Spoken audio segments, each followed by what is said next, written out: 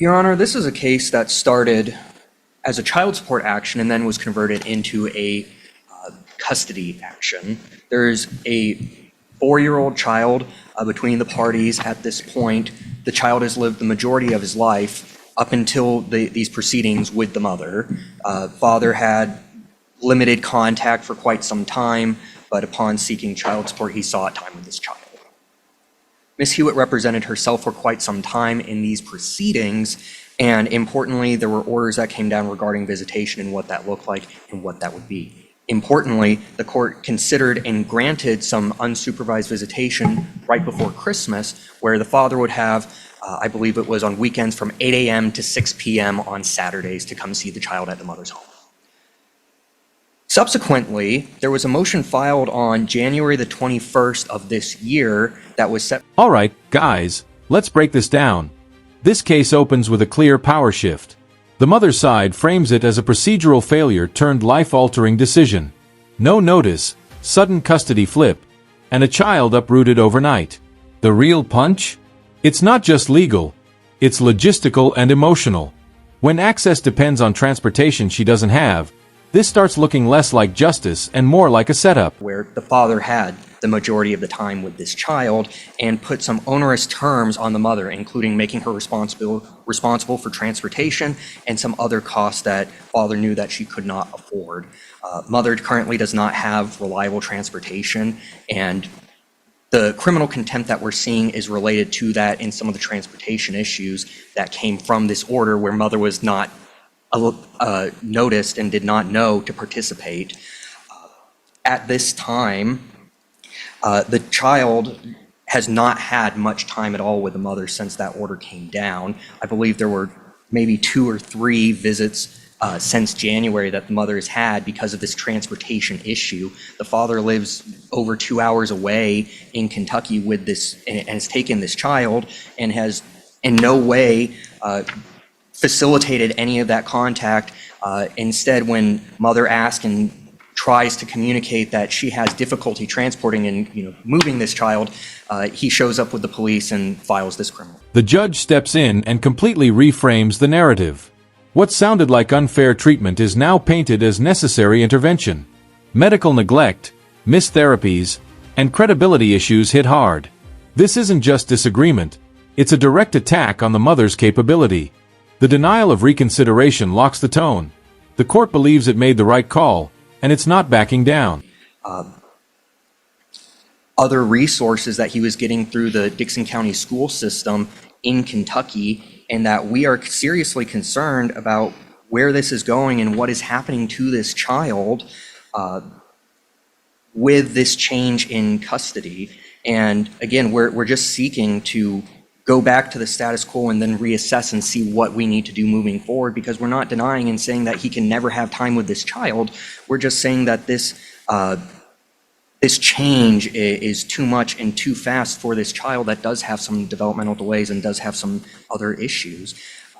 Ultimately, father set mother up for failure unilaterally at that hearing on January the 29th, and now, in addition to the motion for criminal contempt, they filed a motion for a parenting plan, where if you read their proposed parenting plan, it gives father 365 days with this child and mother 0. They are trying to control the situation and take this child away from the mother. And I am not disputing that it was mailed or not mailed. We don't know, but what we can say is that mother never received this notice. She was not participating in that hearing, and ultimately we're seeking this child to be able to return to mother because there have been no substantive issues that have brought about this change in custody. Deal first with the motion to reconsider this case for some of the history. This case initiated, as was pointed out, by a petition to establish paternity and for support. That complaint to establish was filed in September of 2024. An order went down in November of 2024 to establish paternity and to establish a child support obligation. And from that point, and in fact, I think I'm the one who signed the order of confirmation of that. Then following that, there was a petition to establish visitation that Mr. Fenton had filed, and that came before the court, and we ended up having a hearing, and there was order of visitation that went down. During the hearings, both in that and the parenting time of Christmas of 2024, Ms. Hewitt appeared pro se and testified about the extensive medical conditions that this child suffered from, and how this child had heart issues and other major health issues that she was addressing, and that was her opposition to having overnight. Now the father builds his case piece by piece, and it's all about obstruction. Missed visits, shortened time, ignored schedules. It creates a pattern. The details matter here because repetition turns complaints into credibility. Even without hard proof for everything, the consistency of his story starts doing the heavy lifting. It's less about one incident and more about a behavior loop. The child evaluated by a speech therapist and ophthalmologist as prescribed in the child's PCP, which is primary care provider, Carol Moore. I found that the child requires evaluations and follow-ups for autism, speech, ophthalmology, as well as a well baby checkup and a 2-year follow-up with a cardiologist. I found that the mother had neglected the medical and developmental needs of the minor child, and that the overwhelming evidence demonstrated that the mother was not capable of providing the care the child required. The father had actively sought to arrange for the child to receive necessary medical evaluations and treatments, and he has demonstrated both the willingness and ability to meet the child's needs. He testified that the minor child did not experience any issues in his care during his residential time. And I went on to find that I considered the factors in Tennessee Code Annotated 366106, and I found it was in the best interest of the minor child to designate the father, Matthew Christopher Fenton, as the temporary residential primary parent. And I went forward then to set a residential schedule for the mother. That is the order that I entered. That is the order that, in my opinion, should be upheld, and I am at least, I'm not going to grant the motion to reconsider because, in my opinion, proper notice was given, and there was a factual basis for the rulings that I made at that time. I will then overrule the motion to reconsider and move on to the motions for contempt. Actually take him with me. Okay. So the first 90 days, you were to have supervised visitation at Miss Hewitt's home. Is that what you stated? Yes. And and what time from what time was that? From 12 to 9. 12 to 9. So you had a hearing August 30 of 2024. So when was your first supposed visitation? The following day, it would have been August. Then comes the video, and this is where tone meets reality. The confrontation isn't polished. It's raw, tense, and messy. You can feel the breakdown of any functional co-parenting. The father tries to show compliance. The mother reacts with resistance. This isn't just evidence, it's atmosphere. And in court, atmosphere can quietly influence everything. Happened August 31st. Or every weekend, I'm sorry. Okay. All right. So then let me take you to September the 28th, 2024. Tell me what happened on that day.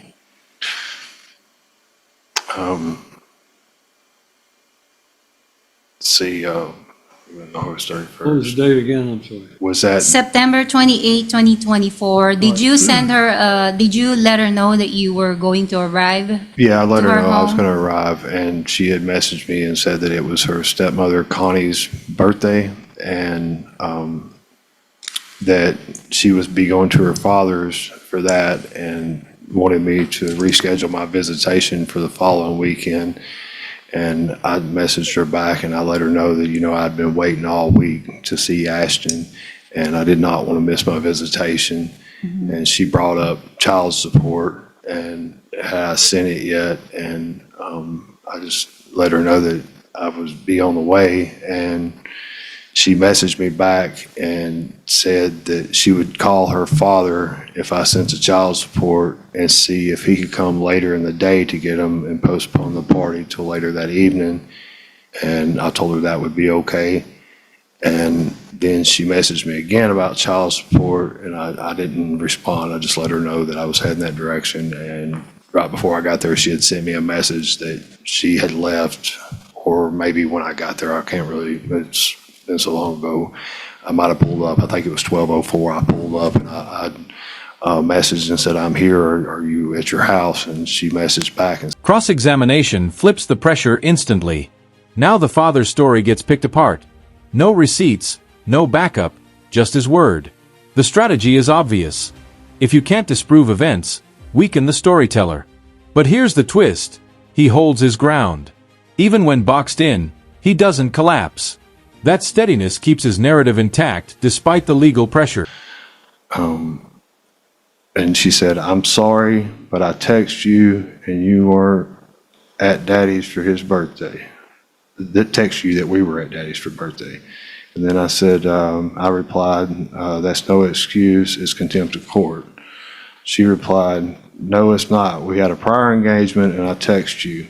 And then she replied again, "We have had lives over 3 years without you and still do.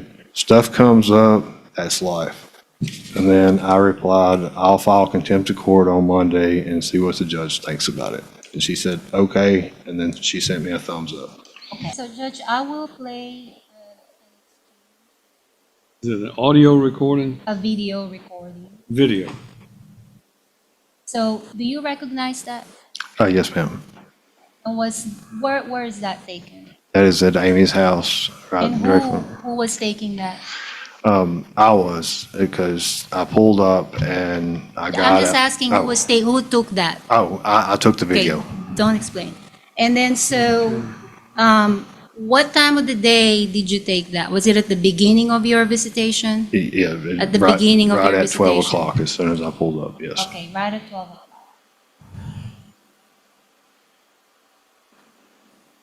Your fiance that runs her mouth about my goddamn daughter and shit. No.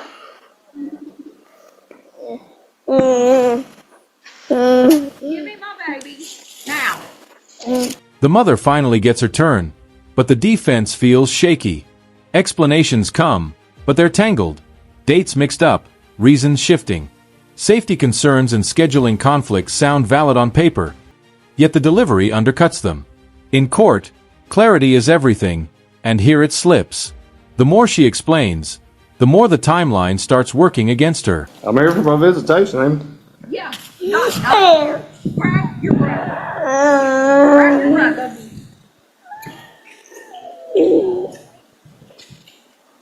He's all right. No, he's not. Give me my son. All right. So I need to just leave then? Is that what you're If telling you me? don't want it to have visitation like you're I'm supposed to, visitation in your house, right in front of it. that's not my fucking house. This is your house right here. That's not your truck. My truck is The in front of your parking lot house. is not my house. All right, we'll take that. Explain what was happening in that situation there. I pulled up, I knocked on the door for visitation at 12 o'clock. Miss Hewitt was in the back room. When you walk in her house, you go to the living room and then there's a hallway, and she was in the very back room in her bedroom. I'm assuming because she had walked out that way.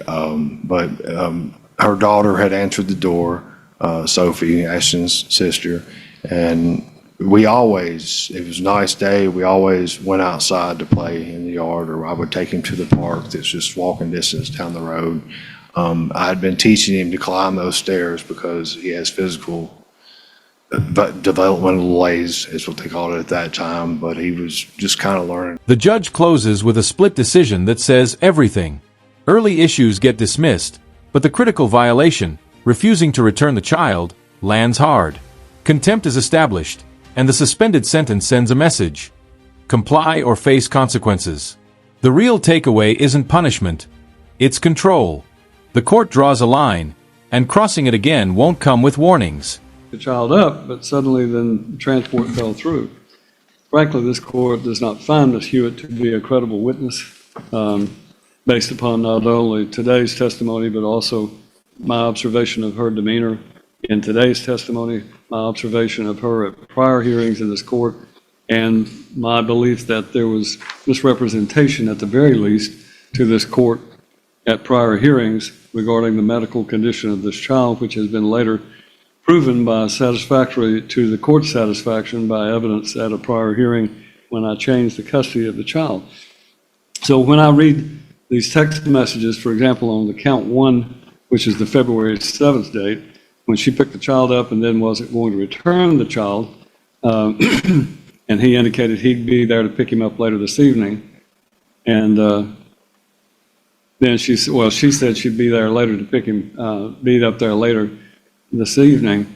He'd be ready at 6. And then on the 9th, when he was supposed to be ready to go home to his dad's, her statement is that her car couldn't make it. Connie just let me know she couldn't take us and so forth.